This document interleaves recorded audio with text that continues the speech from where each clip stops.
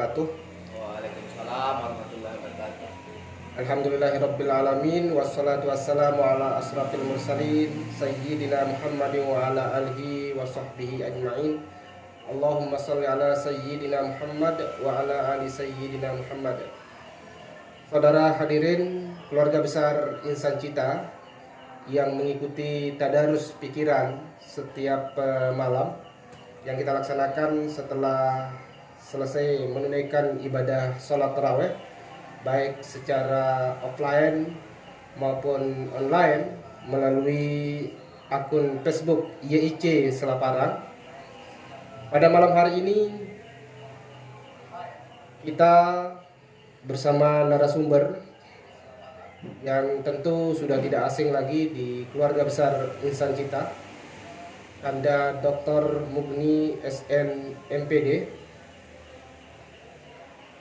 Saat ini beliau dipercaya menjadi Ketua Forum Kerjasama Pondok Pesantren. Di samping itu beliau ini banyak jabatan.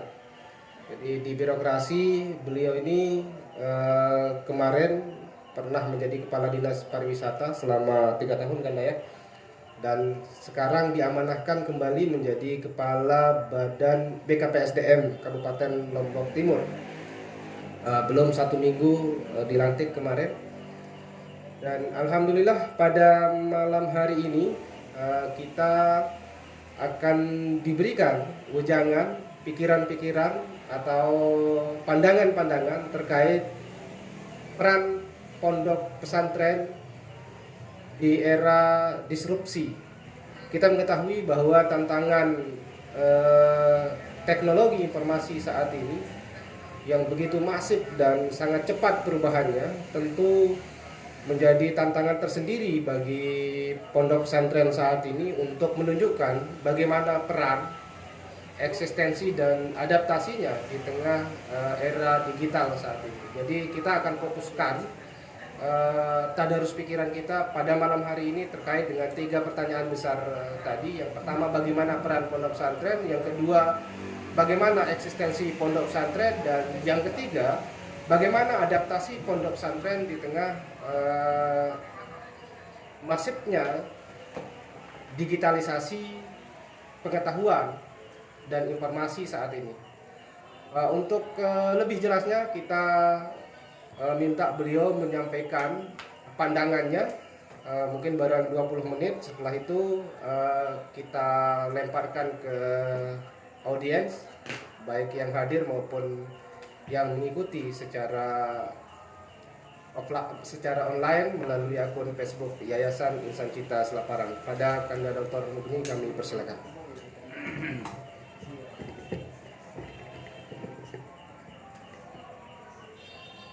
Bismillahirrahmanirrahim. Bismillahirrahmanirrahim. Assalamualaikum warahmatullahi wabarakatuh.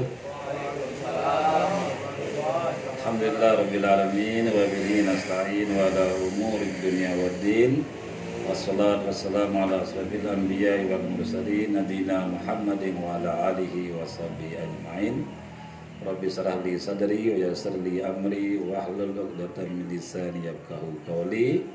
Allahu barik lana fi Ramadan fi sihatin wa afiyah wa amalan mutaqabbala. Amin ya rabbal alamin. Amma ba'du.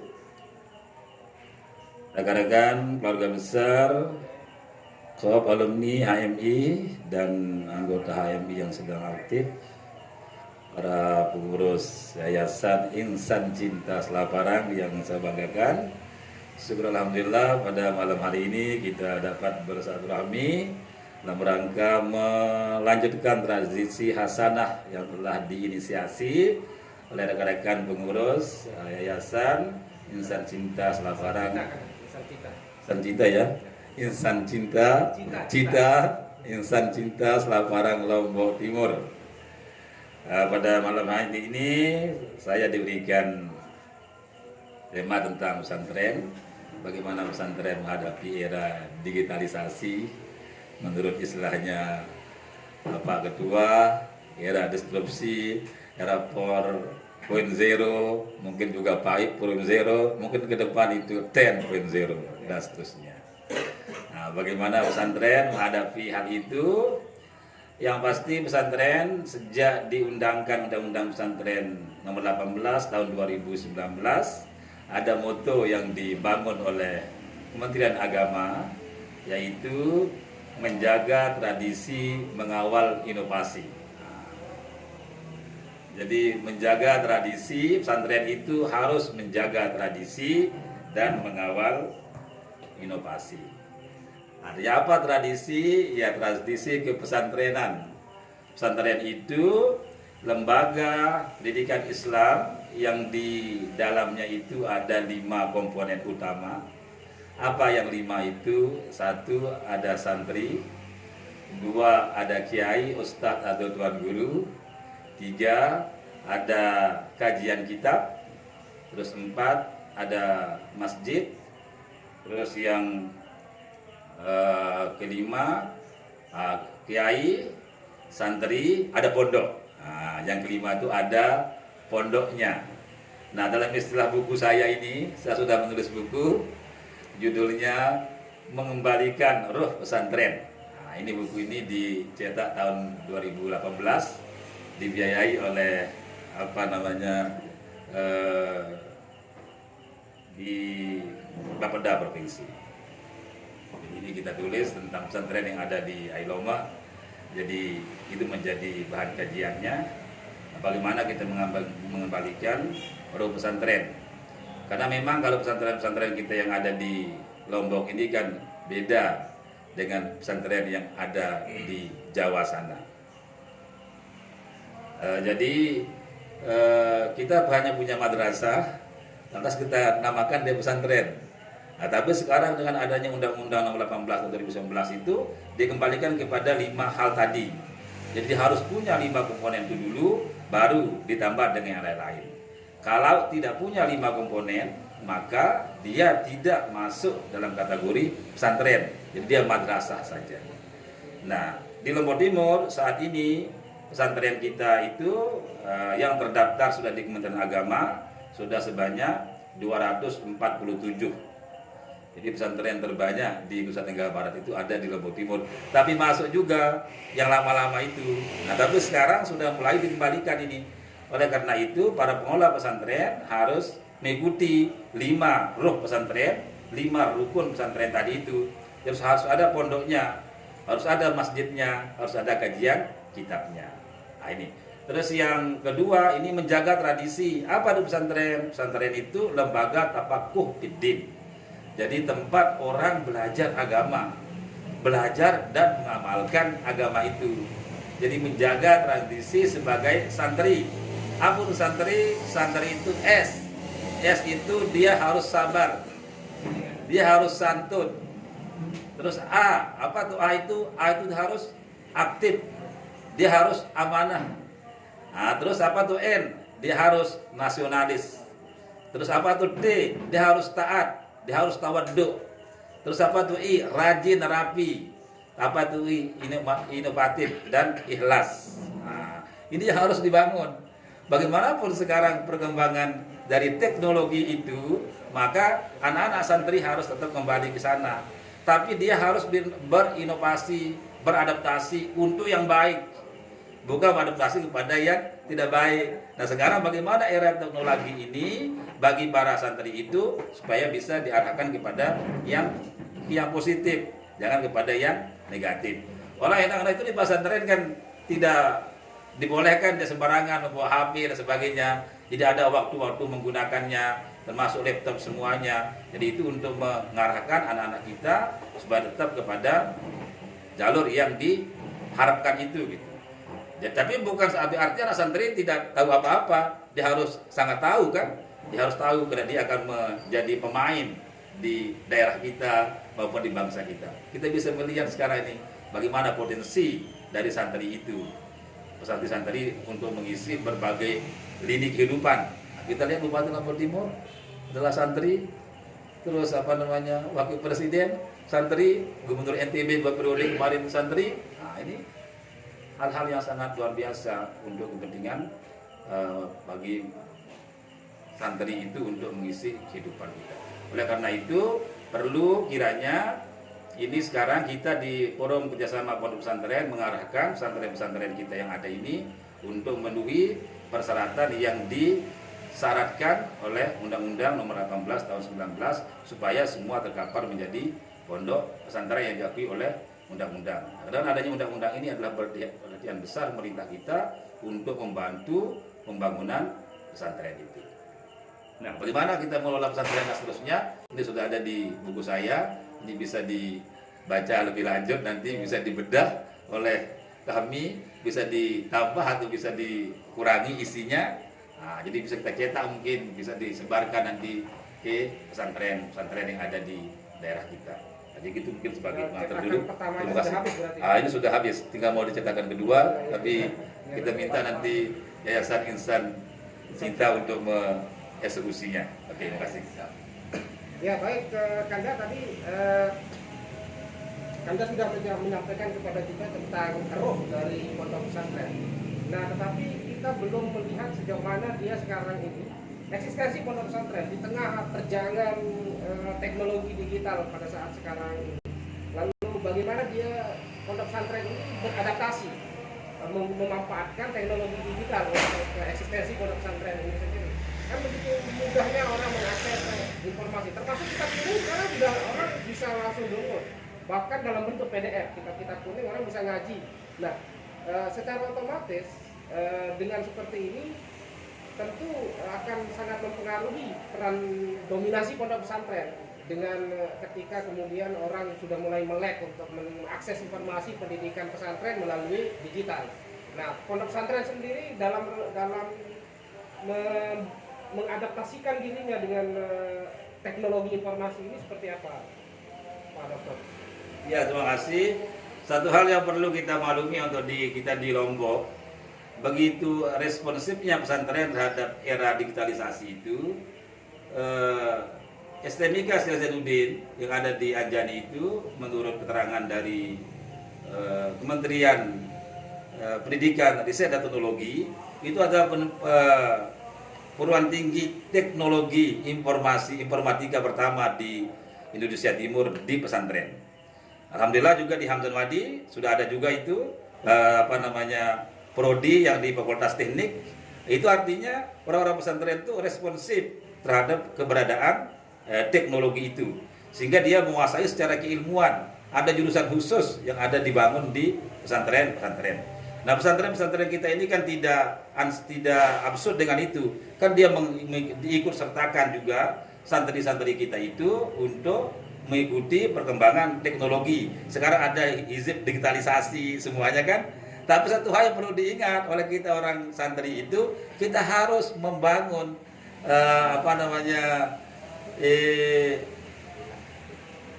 silsilah keilmuan.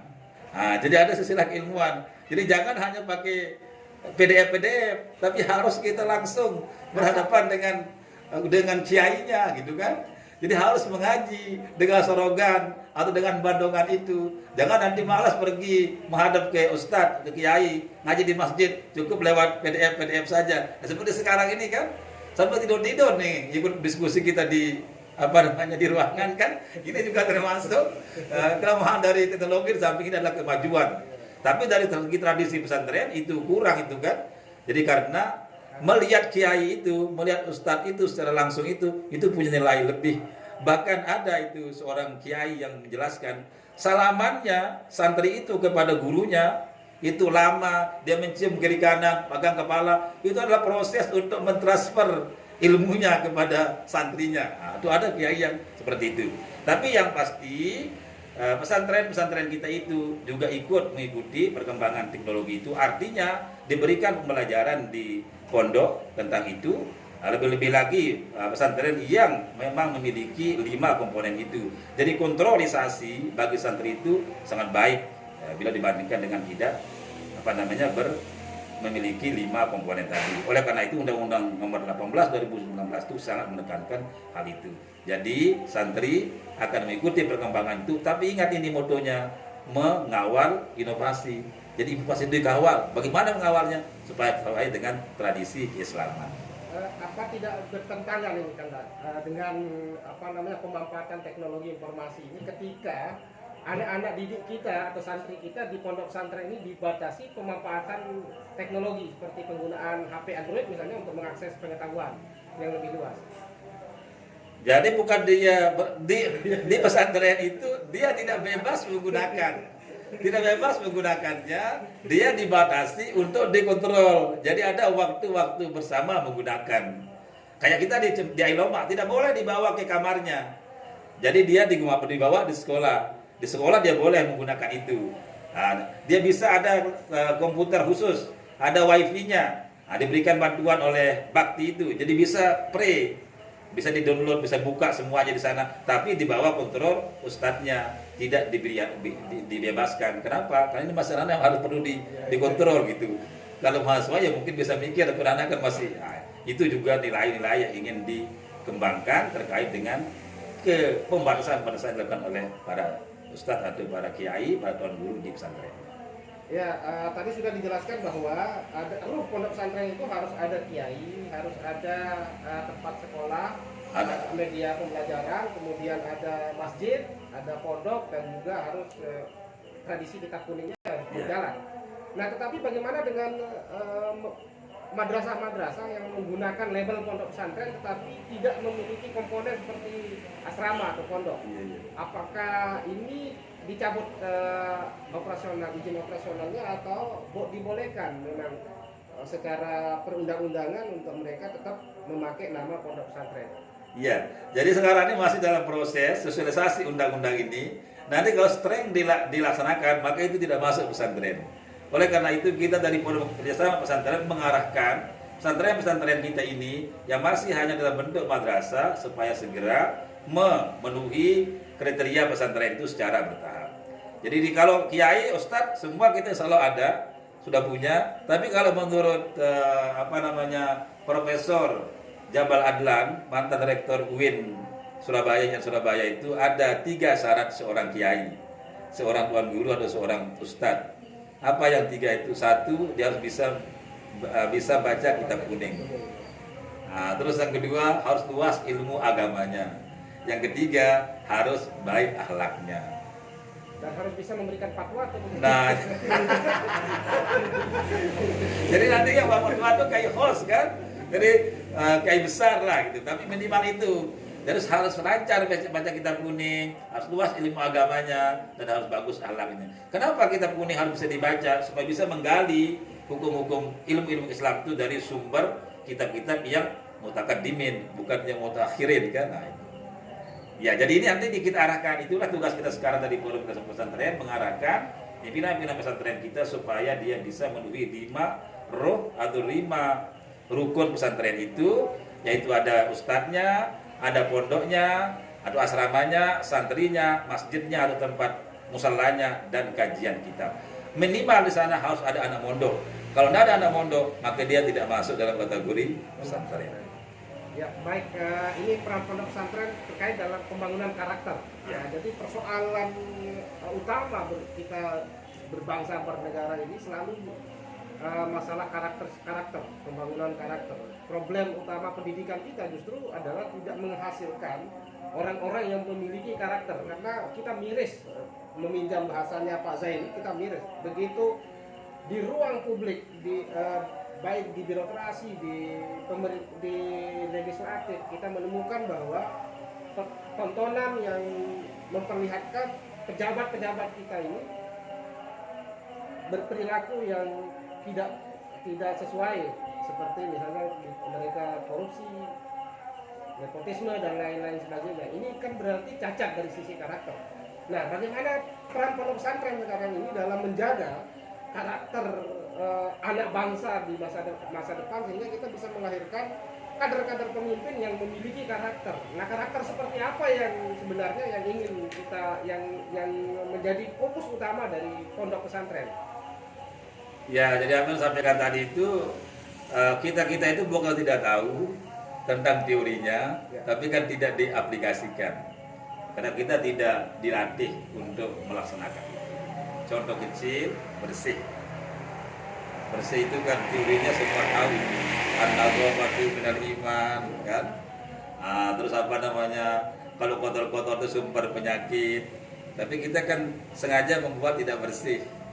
Nah, kalau sekarang kita merokok sini tidak ada asbaknya. Kalau di sini ada apa?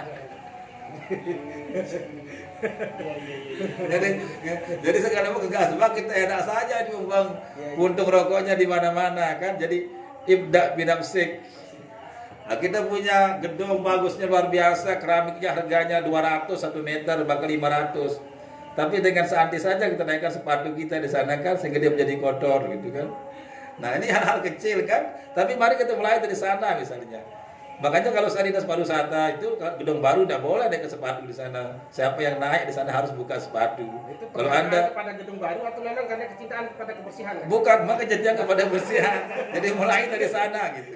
Nah, tadi juga begitu saya masuk kemarin di BKD, di BKPSDM hari Kamis, langsung saya buka sandal itu masuk ruangan sehingga staf saya ikut juga buka gitu. Jadi saya ingin sekarang ini memulai itu sosialisasi, buka sandal masuk gedung publik gitu. Sekalipun saya sendiri, karena di Jepang itu tidak ada orang masukkan sepatu dalam ruang publik. Jadi tidak Islam orang Jepang itu, tapi amalia Islamnya di sana gitu. Nah, tadi saya baca juga di WA di grup calon presiden itu ada seperti itu. Di negara-negara yang paling tinggi amalia Islam itu bukan di negara Islam katanya itu. Nah, itu. Nah, sekarang ini dari pesantren itulah yang harus. Pesantren itu kan membangun karakter. Maka anak kita itu kita paksa dia. Kita paksa dia untuk melaksanakan. Dia harus bangun malam jam sekian. Nah, tapi kalau sudah terbiasa dia bangun sendiri, tidak perlu lagi kita membangunkannya. Nah, karena anak di pondok itu paling sebulan pertama kita harus bangunin. Tapi kalau sebulan kedua dengan sendirinya bisa bangun sendiri gitu. Jadi kalau di Cendekia setengah 4 itu ke sana sudah bangun semua anak-anak gitu. Nah, itu yang harus yang kita bangun tradisi seperti itu. Nah, kita harapkan ke depan dengan demikian kalau semua pesantren-pesantren ini sudah melaksanakan roh pesantren itu, ya maka karakternya akan terbangun dengan lebih baik. Kalau sekarang ini kan kadang-kadang juga alumni pesantren dia tapi tidak berasrama pesantrennya. Tinggal sekarang teori sudah kita kuasai, bagaimana kita melaksanakannya tentu dengan pembiasaan. Pendidikan itu pada dasarnya adalah memaksa, membiasakan, membutuhkan. Jadi kita paksa dia, makanya pendidikan itu ada punishment. Jadi ada reward. Nah, itu. Jadi jangan kalau dia masuk standar bagus sekali, tapi kalau tidak kita harus paksa. Kenapa mahasiswa kita paksa dia? Anda harus buat tugas. Kalau Anda buat tugas, Anda akan dapat nilai, itu kan? Nilai itu menjadi unsur pemaksaannya. Ya, jadi mulai dari pembiasaan. Iya, jadi harus kita biasakan. Nah, itulah tugas dari pesantren. Berikutnya ini kan, jadi ini kan ada rencana dari Kementerian Pendidikan dan Kebudayaan untuk menghapus istilah madrasah, diintegrasikan ke sekolah semua. Ini bagaimana pandangan Ketua Forum Kerjasama Pondok Pesantren Kabupaten Lombok Timur? Ya, jadi kalau kami tinggal urus sih. Tinggal urus. Kalau pesantren kita ini kan bernaung di bawah banyak organisasi. Tentunya dia tinggal urus dengan organisasinya. Tapi ada juga yang independen. Tapi kalau kamu dari Forum Pesantren sudah melayangkan itu, tidak setuju dengan itu. Jadi harus tetap masuk madrasah. Untuk apa direvisi juga undang-undang ini kan? Kembali saja 2003 yang sudah mantap di sana, sudah jelas madrasah naik gitu kan. Kenapa kita harus membuat persoalan baru? Muhammadiyah juga sudah nggak setuju, bahkan kayak masuk dari NU sangat keberatan itu waktu dialog di TV1. Apa sih susah hanya menekan kata madrasah itu? Jadi kami yang KSP Lombok Timur mendukung apa yang disampaikan oleh tokoh-tokoh Nahdlatul Ulama serta Muhammadiyah serta kita di Nahdlatul Ulama. Ya baik Kanda, jadi selanjutnya kita ingin mendengar partisipasi dari peserta kita, baik yang hadir secara langsung di Bang Room atau meeting room Yayasan Insan Cita maupun yang mengikuti secara virtual melalui akun Facebook Yayasan Insan Cita Selaparang. Kami persilahkan mungkin yang mengikuti secara langsung untuk bertanya, Pak Jusman. Baik, assalamualaikum warahmatullahi wabarakatuh. Terima kasih atas waktu yang diberikan untuk bertanya. Tadi saya tertarik dengan bukunya Kakak Anda yang mengembalikan ruh pesantren.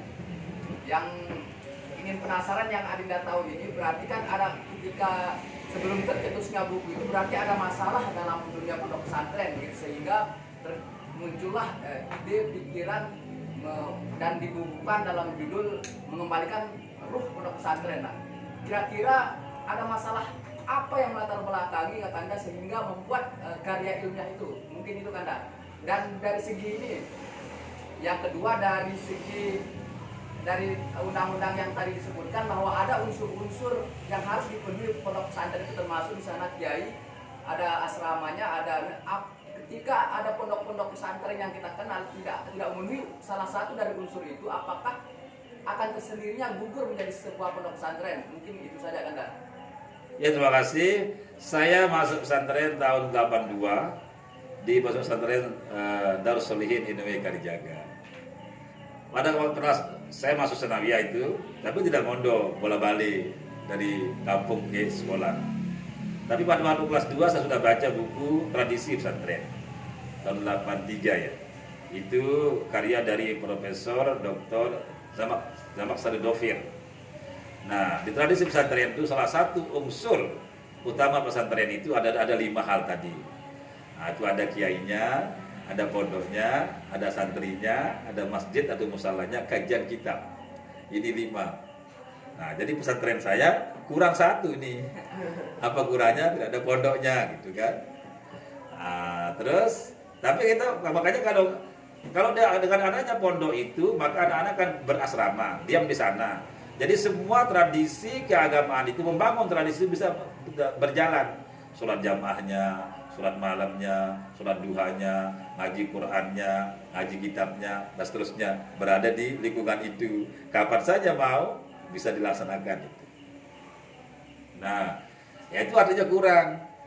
Nah, tapi saya bukan hanya baca buku itu, jadi sampai kepada juga Bunga Rapi pesantren, Gus Dur, pesantren dan masyarakat Dawara Harjo itu senior kita di kami. Terus ada juga demokrasi pesantren, macam-macam lah yang kita baca setelah lanjutnya gitu.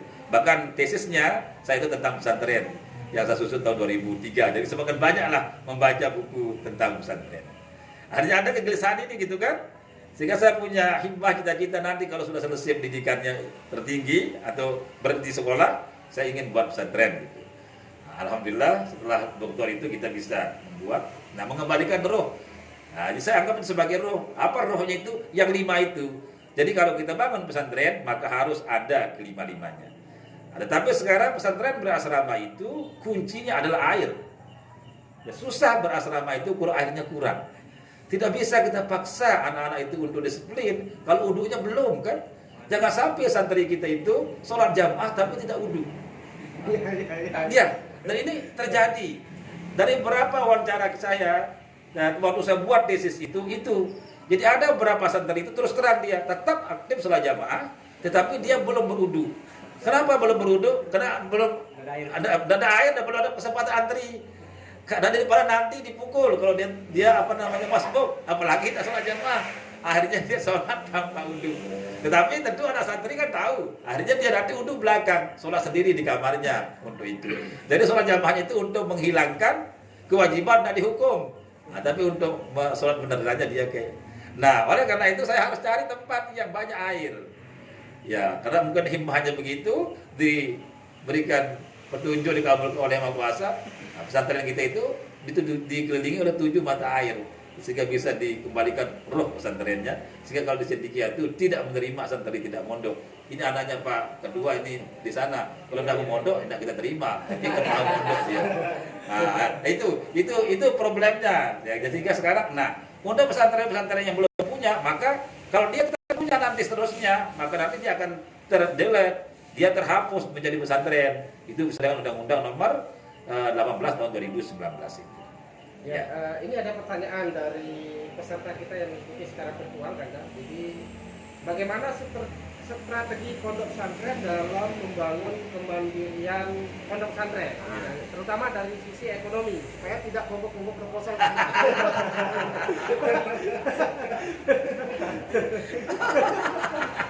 Ini sepertinya dia jingkong nih kayaknya nih. Ya, jadi begini, satu hal yang perlu kita renungkan. Kalau menurut Pak Wapres, kiai, tuan guru, ustadz itu proposal, bukan dia minta-minta, dia mengambil haknya gitu. Tetapi karena aturan negara itu harus diproposalkan. Kalau tidak ada proposalnya, tidak mungkin diberikan. Karena uang negara itu keluar harus ada bukti tertulisnya. Ini ada permintaannya, ini ada disposisinya. Sehingga saya sering bilang kepada masyarakat kita, kalau Pak Bupati itu berjanji kepada kita, misalnya Bapak sekarang katakan batu pertama sebuah pesantren di Sebelia sana, pesantren Nurul Hijrah misalnya. Bapak berjanji di sana, nanti saya kasih sida panitia semen 100 sak atau dikasih apalah gitu. Itu harus segera ditindaklanjuti dengan buat surat permohonan atau buat proposal, sehingga nanti Bapak bisa disposisi kemana arahnya.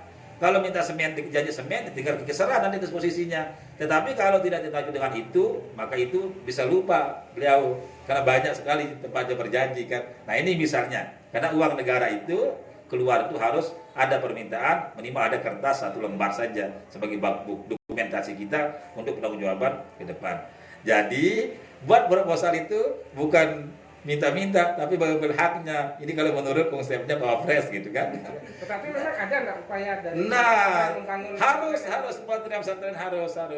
Jadi makanya kayak kita sekarang ada apa namanya perikanan kan namanya, ada anak-anak dilatih membuat batako, ada perkebunan, bahkan sekarang kita mau kembangkan di sana peternakan kambing. Nah, dapat bantuan kemarin dari BI untuk pembuatan pakan ikan, sehingga nanti santri kita akan bisa membuat pakan ikan. Nah, dia berikan pakan kepada ikannya di sana, sampai bisa jual gitu. Harus pesantren mandiri, ya itulah yang harus kita arahkan. Dan bantuan pemerintah juga kan stimulan sifatnya, bukan yang habis pakai. Bagaimana bisa mengembangkan usaha yang ada di sana. Dengan sekarang BI itu sangat mendukung pengembangan usaha-usaha pesantren. Yang apa saja yang ada di sana itu berpeluang untuk dikembangkan, maka kalau sudah berjalan bisa dibantu. Tapi jangan minta bantuan dulu. Nah, ini yang tidak benar kan? Ini termasuk salah satu pertanyaan dari teman-teman kita secara virtual ini. Bagaimana mengakses pendanaan yang dari BI seperti tadi? Supaya tidak hanya pondok pesantren cendekia, itu jangan-jangan hanya di tingkat elit SPC yang bisa mengakses program pendanaan untuk pondok pesantren ini. Sementara pondok-pondok pesantren di tempat-tempat terpencil ini karena tidak memiliki akses informasi kepada pemerintah maupun kepada pihak pemberi bantuan seperti Bank Indonesia misalnya, karena tidak memiliki akses ya, sehingga mereka tidak tahu caranya untuk mengakses pendanaan seperti itu. Nah, sudah jelas tegas Rasulullah itu, siapa yang mau dipanjangkan umurnya, dimurahkan rezekinya, maka lajana bersilaturahmi. Nah, sekarang bagaimana cara aksesnya? Tinggal satu rahmi kepada orang yang punya akses ke sana kan, atau bisa juga langsung membuka webnya BI. Tapi kalau memang terbatas, jadi memang harus ada komunikasi yang terbangun gitu. Jadi kalau itu kita bisa laksanakan, ya insya Allah. Jadi bukan ketua SPSPP saja. Jadi sekarang ini baru sudah diminta ada 3. Nah, BI itu memberikan bantuan ke masing-masing kabupaten 3-4. Nah, ada rekomendasi. Tapi yang diberikan itu adalah sudah jalan usahanya. Kalau usahanya belum jalan ya tidak bisa. Nah, mungkin kalau yang usaha belum jalan bisa kelompok sapi di program berkembang Kabupaten Lombok Timur mungkin. Ya Pak Ahwal dari tadi mengaturkan tanya. Ada pertanyaan? Oh ada Mas, diskusi ya Bang? Iya. Ya kalau kita diskusi soal pesantren ini karena tidak akan ada habisnya kan. Betul. Karena kebetulan juga Dinda 6 tahun di GG dulu kan. Nah ya itu. Dari MTS sampai SMA. Ya sempat mengalami kalau dulu kan pondok pesantren itu identik keras dia, tidak sholat. Kalau sudah terahim itu mending jangan ke masjid kalau di sana, karena dipukul keras, mending sembunyi lah kan. Pak mengalami gangguan jiwa atau gangguan fisik? Gangguan. Ya, hari ini kan kita pasti menyesal itu tidak rajin di pesantren. Tetapi ketika hari ini misalnya kita mendengar bahwa pesantren itu identik dengan radikalisme dan sebagainya. Nah, saya sebagai santri lah katakan begitu, yang merasa tidak ada yang benar dengan hal itu kan begitu. Kita kan menjadi santri yang nasionalis tanpa harus mengatakan bahwa kita ini nasionalis kan.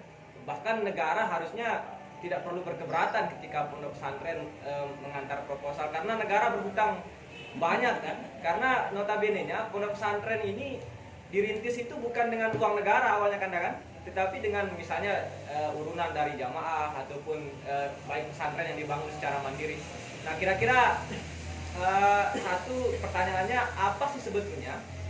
Apakah ini karena polarisasi politik yang mengklasifikasi begitu pesantren atau umat Islam sebagai kelompok yang radikal? Nah, kita ingin tahu kan, bagaimana kiranya pondok pesantren melawan isu-isu tersebut sehingga orang menyekolahkan anaknya ke pesantren pun tidak takut dengan itu, terutama masyarakat di perkotaan. Kalau kita yang di kampung, di desa-desa kan sudah tidak ada persoalan, saya pikir, dengan hal itu saja sih kan. Ya, terima kasih. Ya, biasanya memang kalau sudah menyesal itu kan setelah dilewati, bukan sekarang. Maka saya sekarang di kampus tegaskan begitu kepada mahasiswa, Anda ikutlah organisasi, jangan sampai terjadi penyesalan.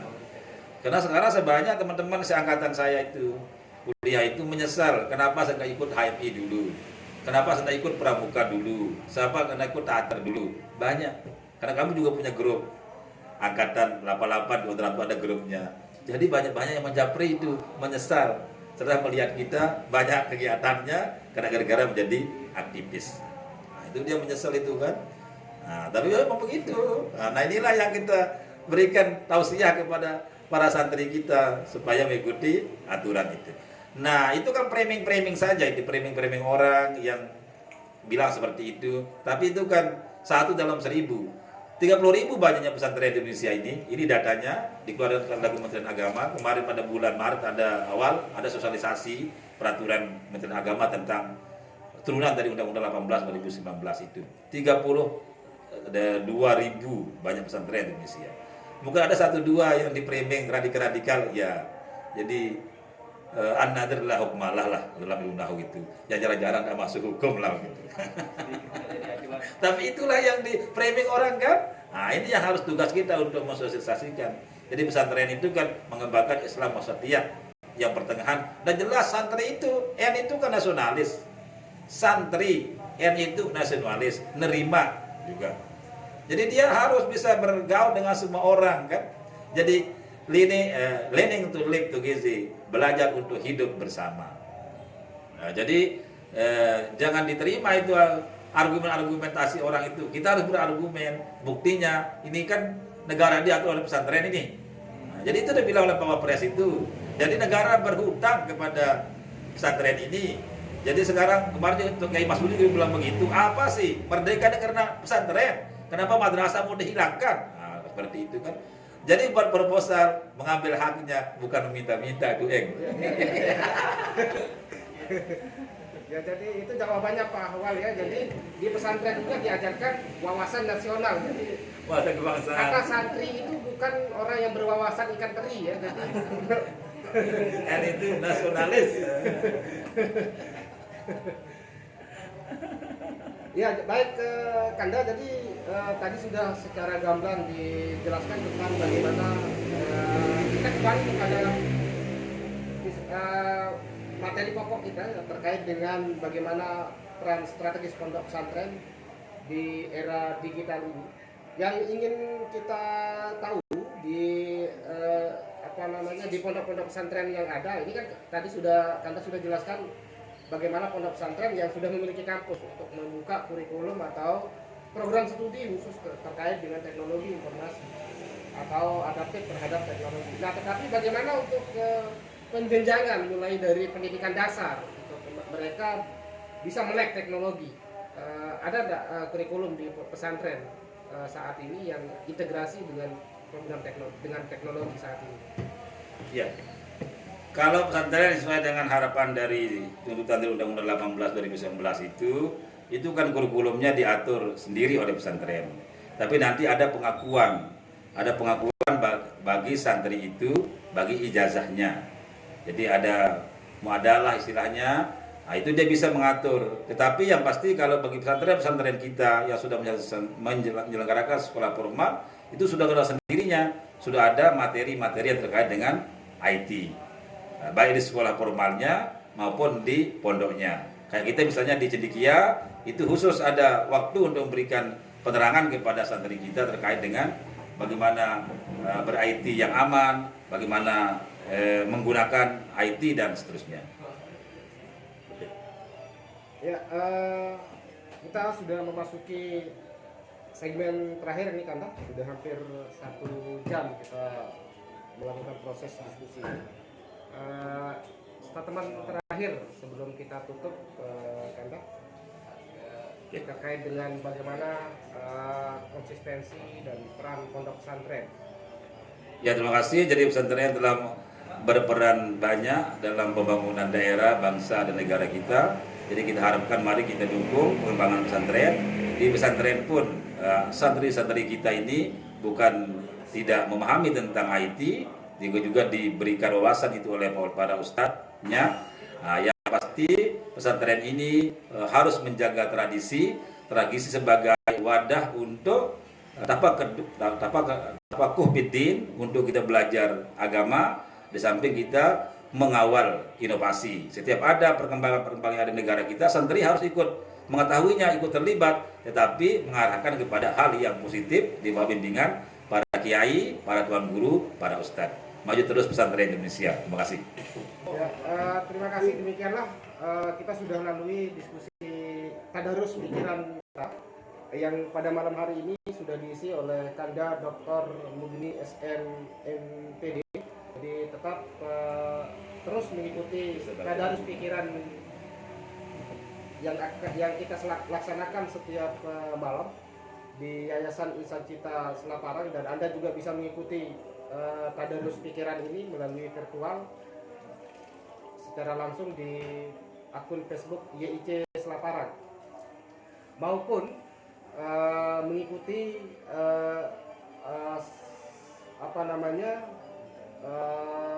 siaran berikutnya di YouTube. Terima kasih atas kehadirannya Kanda. Mudah-mudahan pertemuan kita pada malam hari ini diberkahi oleh Allah Subhanahu wa taala dan kita tetap bisa dalam keadaan sehat walafiat menjalankan ibadah puasa sampai Idul Fitri mendatang. Billahi taufik wal hidayah. Wassalamualaikum warahmatullahi wabarakatuh. Waalaikumsalam warahmatullahi